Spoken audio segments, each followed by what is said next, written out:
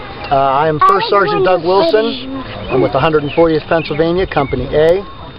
The game that we are set up to play is called Faro. It's a banking game.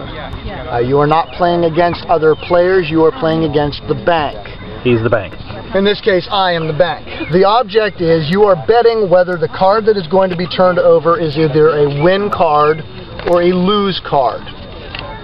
Mr. Larkin, we'll use you as an example. Take a chip, bet as to whether or not you think, if you think it's going to win, you put the bet on.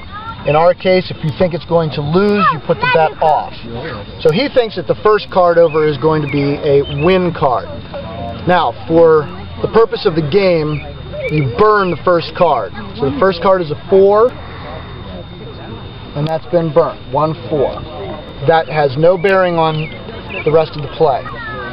First card over wins, second card loses. So 9 to win, 6 to lose.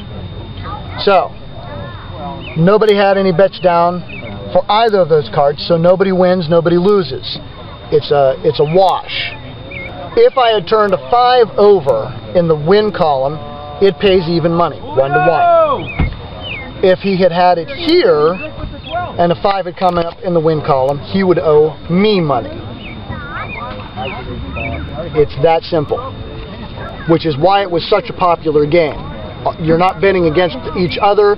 There's really no probabilities until you start getting down to the last several cards.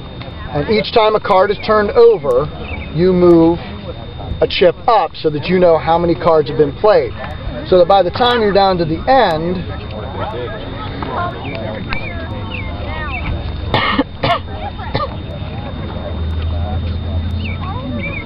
let's leave those 3. Let's say we've got a king, a jack, and a 7 left. And you get down to the last 3 cards, which is why you burn the first card. You bet in what order they're going to show up. And if you get it correct, it pays, I think, 10 to 1. So a guy could sit down and conceivably win several $100s at one sitting.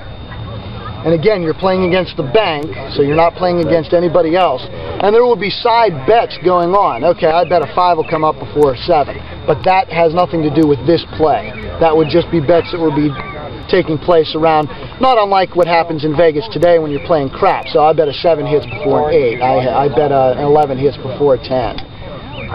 And that's the game of Faro. A very quick version of Faro.